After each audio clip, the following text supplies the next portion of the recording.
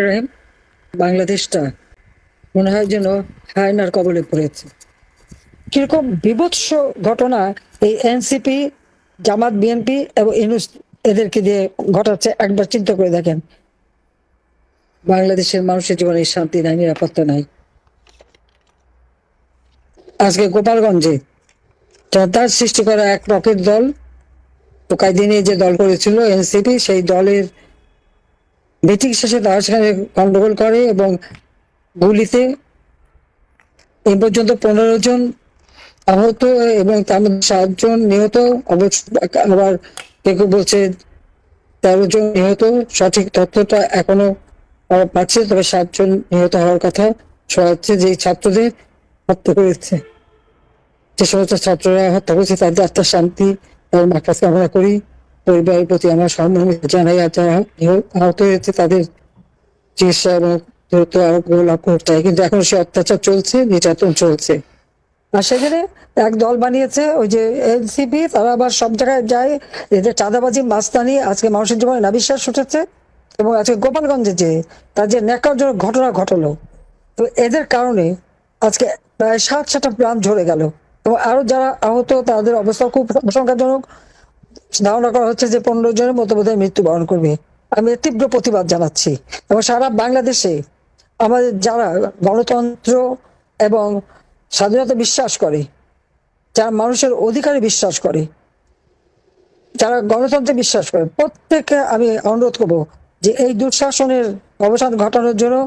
আজকে যদি আমি প্রশ্ন করি, এই যে আবু সাঈদের হত্যা নিয়ে এত কথা টেলিভিশন আপনারা দেখলেন, বুক পেতে দিল, তাকে গুলি করা হলো, তার পোস্টমর্টম বা ফরেনসিক করা হয় না কেন? সেটা করা হলে দেখা যাবে যেগুলি পরিকল্পিত হত্যাকাণ্ড। শুধু ক্ষমতায় গেলে লাশ ফেললে সরকার পড়বে। যখন 6 জন মারা গেল, আমি জুডিশিয়াল এনকোয়ারি কমিশন গঠন করে তদন্ত করার ব্যবস্থা করলাম এবং যারা আহত প্রত্যেকে চিকিৎসার ব্যবস্থা করলাম। এই যে আজকে গোপালগঞ্জে যে ঘটনা তারা ঘটালো, অথচ দোষ সব ছাত্রলীগের। কেন ছাত্রলীগ নিষিদ্ধ হবে? আজকে এই যে উপদেষ্টাদের মধ্যে অনেকেই তো ছাত্রলীগ করতো। ছাত্র এরাই তো যত অপকর্ম করে বদনামটা ছাত্রলীগের কাঁধে রেখে তারা দিব্যি এখন বিক্রি হয়ে এখন তারা ইউনূসের চালা। ছাত্রলীগ নিষিদ্ধ, আওয়ামী লীগের নিবন্ধন বাতিল, এমনকি আমাদের নৌকা সিম্বল নাকি নিয়েছে। ওটা আমার পার্টির সিম্বল। 1949 সালে এই পার্টি যখন থেকে প্রতিষ্ঠিত হয়েছে, তখন থেকে তাদের এই সিম্বল। 1954 সালে প্রথম সাধারণ নির্বাচন যুক্তফ্রন্টের এই নৌকা মার্কা নিয়েই সেই নির্বাচন, যেটা আমার দলীয় মানে সিম্বল। এটা তো তাদের বাতিল করার কোনো অধিকার নাই। তার মানে কি, আওয়ামী লীগের ভোটের অধিকার তারা কেড়ে নিচ্ছে। গণতান্ত্রিক অধিকার সাধারণ মানুষের যে ভোটের অধিকার, সেটাও তারা কেড়ে নিয়ে যেতে চাচ্ছে। এই শাসন সেনাবাহিনী তো বঙ্গবন্ধুর হাতে গড়া। আর আমি আশা করি সেনাবাহিনীর উন্নতি করেছি। তারা দুপুরে ভাত পেত না, রুটি খেতে হতো, রুটি আর ডাল। আমি সরকারে আসার পর 96 সালে তাদের ভাতের ব্যবস্থা করে দিই, মাছ মাংসের ব্যবস্থা করে দিই, তাদের চাকরির বেতন বৃদ্ধি করার সব বেতন আমি বৃদ্ধি করি। জুনিয়র অফিসাররা গাড়ি কেনা থেকে শুরু করে সবকিছু যাতে সুযোগ পায় সেই ব্যবস্থাটা আমি করে দিয়েছি। এবং আমি প্রমোশনের ব্যবস্থা করে দিই। শান্তিরক্ষা মিশনে আমরা 1 নাম্বার স্থান। এটা তো আমি আসার পরেই হয়েছে।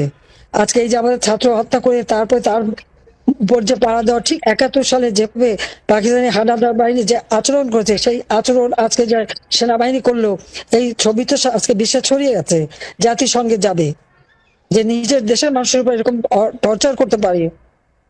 জাতিসংঘ শান্তি রক্ষায় এরা কি নেবে? আর নিজের সর্বনাশ তো তারা নিজেরাই করে যাচ্ছে। এটাই তো দুর্ভাগ্যের। আর যখন এই ইউনূস বাহিনী এসে মানুষ হত্যা করলো, কুপিয়ে কুপিয়ে মানুষ মারছে, একটা মেয়ে পরীক্ষা দিতে গেছে তাকে মারছে, এরা দাঁড়িয়ে দেখছে, তখন কিছু বলেনি। তারা এখন তাদের শক্তি নাই। বঙ্গবন্ধু ভবন যখন ভাঙছে, তারা দাঁড়িয়ে আছে, আর্মিকে ভুয়া ভুয়া করে গালি দিচ্ছে। আর হাসনা তো একেবারে হাসনাত দা ওয়াকার স্লোগানই দিয়ে দিল। এতে তাদের আত্মসম্মানে লাগে না। আর গোপালগঞ্জে যে ছাত্র হত্যা করে, আমি এই হত্যাকাণ্ডের তীব্র প্রতিবাদ জানাই এবং সারা দেশের মানুষকে আমি প্রতিবাদ করবার জন্য এবং প্রতিরোধ গড়ে তোলার জন্য আমি আহ্বান জানাচ্ছি। কেউ এখন আর ঘরে বসে থাকার সময় নেই। সবাইকে যে যা আছে তাই নিয়ে এখন পথে নামতে হবে এবং এই দুঃখাতের হাত থেকে দেশকে মুক্ত করতে হবে। এবং এখনো টেলিভিশনে গোপালগঞ্জের যে চিত্র দেখাচ্ছে, চিত্র তার থেকে বেশি ভয়াবহ। গলিতে গলিতে ঢুকে ঢুকে মানুষকে গুলি করছে। তাদের অপরটা কি করলো? তাদের আর যায় কেন সেখানে? কাজে এই ঘৃণ্য অপরাধের জন্য এই এনসিপির সব কটা যারা ওখানে যে এই ঘটনা ঘটিয়েছে তাদের শাস্তি দাবি করি, এবং দেশের মানুষের জানমালের নিরাপত্তা দিতে হবে, এবং সবাইকে সোচ্চার হতে হবে এই দুঃশাসনের হাতে মুক্তি করার জন্য। কাজে অন্যায় অবিচারের বিরুদ্ধে সকলকে আজকে আমি প্রতিবাদ করার জন্য এবং পথে আসার জন্য, এবং ইউনূস সরকারের পতন ঘটিয়ে দেশের শান্তি নিরাপত্তা, নারীদের নিরাপত্তা নিশ্চিত করবার আহ্বান জানাচ্ছি দেশবাসীর কাছে। কারণ আমার আর কেউ নেই, আমার একমাত্র দেশবাসী আছে। তাদের জন্যই এসেছি, তাদের জন্য কাজ করেছি, দেশের মানুষের জন্যই আমি কাজ করেছি। কাজে মানুষই আমার, এটাই তো আমি বাংলাদেশের সাধারণ জনগণকেই তো আমার পরিবার হিসেবে নিয়েছি। কাজে তাদের মঙ্গলের জন্য আমি কাজ করেছি। কাজে আজকে গোপালগঞ্জে যে জঘন্য হত্যাকাণ্ড ঘটিয়েছে আমি তার তীব্র প্রতিবাদ জানাই। ওদের জন্য দায়ী, তাদের বিরুদ্ধে ব্যবস্থা নেওয়া হোক এবং তাদের শাস্তিমূলক দৃষ্টান্তমূলক শাস্তি দেওয়া হোক, সেটাই আমি চাই। আর সারা বাংলাদেশকে আমি আহ্বান করবো, যারা বিদেশেও আছেন সবাইকে বলবো এই অন্যায় ঘটনার প্রতিবাদ করুন। জঙ্গি ইউনূসের হাত থেকে দেশকে রক্ষা করুন, দেশের মানুষকে রক্ষা করুন, নারীদের রক্ষা করুন, শিশুদের রক্ষা করুন। আজকে এখানে বিদায় নিচ্ছি। খোদা হাফেজ। জয় বাংলা, জয় বঙ্গবন্ধু। বাংলাদেশ চিরজীবী হোক।